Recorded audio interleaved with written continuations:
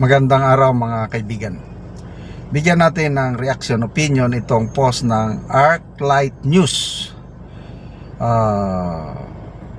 Mabibigat o maanghang na salita ni Attorney Rowena Guanzon binitawan laban kay dating Miss Universe Gloria Diaz. Title: Sa tanda mong yan, Marcos ka pa rin.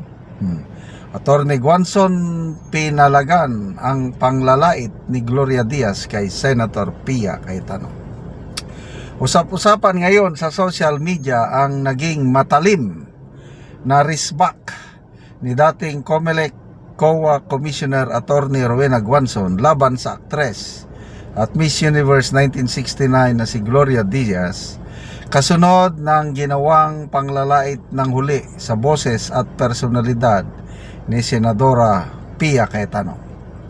Sa kanyang naging payag nitong Hulyo 17 kahapon, tahasang pinagtanggol ng abogada ang senadora at binigyan diin na maituturing na mababang uri ng pang-aatake o foul ang ginawa ng veteranang aktres.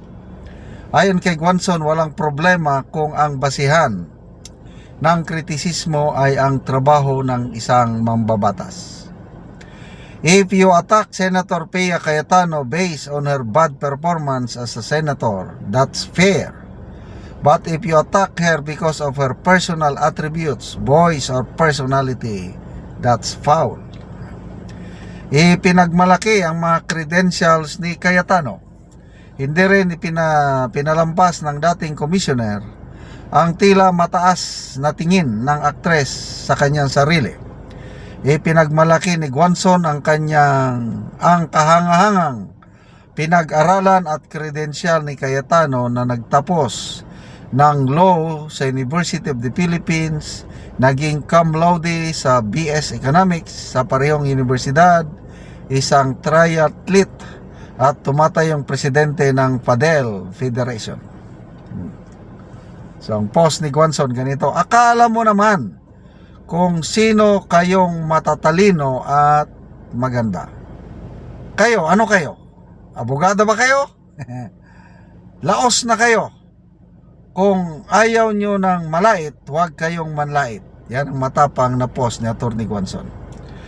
Gloria Diaz, magsenador o abogado ka muna bago ka manglait ng boses ni Senator Pia Cayetano. Sa tanda mong yan, Marcos ka pa rin? Ang matinding reaksyon nito ni Guanzon ay tugon sa naunang pahayag ni Diaz kung saan tinawag ng beauty queen si Senador Pia Cayetano na kulang sa pansin or KSP, madrama at nakakairita ang boses kasunod ng naging emosyonal na manifestation ng senadora ukol sa kanyang kapatid sa impeachment trial. Ito ang saad ni Diaz: "You are KSP," meaning kay Pia. "Your voice is irritating. Grabe. Dapat ikulong itong mga taong ito. Madrama." Ayan. So tingnan natin ang reaksyon ng taong bayan. 12,000 ang nag-react, 10,000 ang tumatawa, 1,700 ang nag-like. So sinong tinatawanan? I believe it is Gloria Diaz at itong nag-like sila sa birada ni Atty. Guanzon. Okay. So basa tayo ng mga comments. Wilson Mapa, baka bangag din yan si Gloria Diaz. Maurita, she was married to BBM's best friend Bong Dasa. Kaya normal yan na itong si Gloria Diaz Marcos loyalist pa rin dahil nga sa friendship ni BBM kay Bong Dasa. Normal yan. JP Antolin, Islade, Atty. Guanzon ha, walang Miss Universe dito. Sino kaya ang KSP sa tingin nyo? Kasi nga, laos nga nagpapapansin. Ako, I have high respect kay Miss Universe Gloria Diaz dahil sa karangalang binigay niya sa ating bansa. But pagdating sa politika, ayaw niyang malait ng ganito, wag na siyang makialam. Hindi mo pwedeng laitin ang Senator Pia Cayetano ng ganyan na lang na hindi ka re-resbakan. Kaya ako, between Gloria Diaz and Senator Pia Cayetano, dito ako kay Pia Cayetano dahil isang senadora, matalino. Well, matalino rin si Gloria Diaz, kailang wala na. The fact na hanggang ngayon kakampi pa rin siya ng Marcos, ibig sabihin nabubulagan, hindi niya nakikita yung masamang ginagawa ng kanyang kaibigan, the worst president. Kahit ano pang sasabihin ng Auntie Claire na masipag daw ang Pangulo, ginagawa niyang lahat para mapagsilbihan ng mga Pilipino, kayo lang yan. Itong administrasyong ito ang pinaka-worst na walang malasakit. Hindi sila makarelate sa laylayan. Hindi katulad kay Tatay Digong. Alam niya yung hirap. Kasi nga, si Tatay Digong, alam niyo yung kwento niya na bugoy-bugoy siya. Parang lumaki siya na batang kanto. So, alam niya yung hirap ng dahil na-expel siya, nakaka-relate siya sa hirap ng At saka ang style ng mga Duterte is hindi sila mapangmataas, nakikihalabilo. Di ba nagtataxi driver yan sa gabi, si Tatay Digong. Si BP Sara naman, ganun din. Down to earth. Nagsashopping Lazada. Ano yan? Vice President na yan mahilig mag-order. Ibig sabihin, hindi siya yung elitista, parang nagmamataas. Alam niya kung ano ang buhay ng mahirap. Yan ang style Duterte. Itong mga Marcos, Gloria Diaz, yan, mga elitista yan. Salamat mga kaibigan sa inyong pagsubaybay sa channel na ito.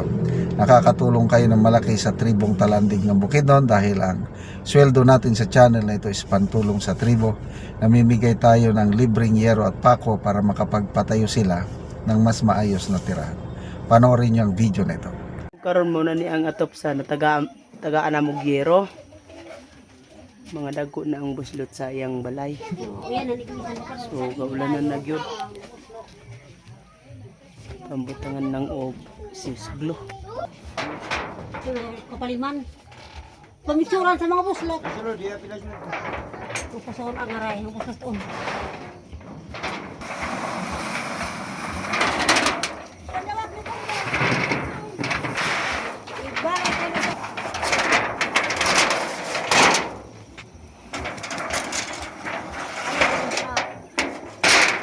So muna ni ang yero nga among gihatag para mapulian to ang ilang atop ng mga buslot na.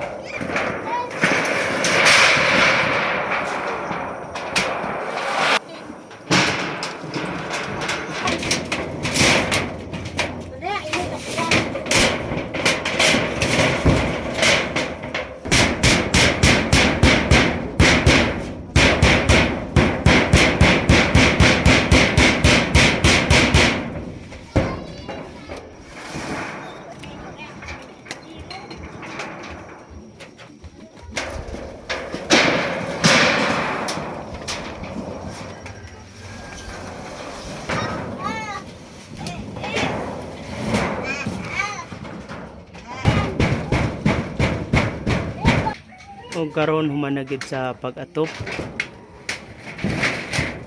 So napulihan na gyud tong mga bosloton nga ilang atop.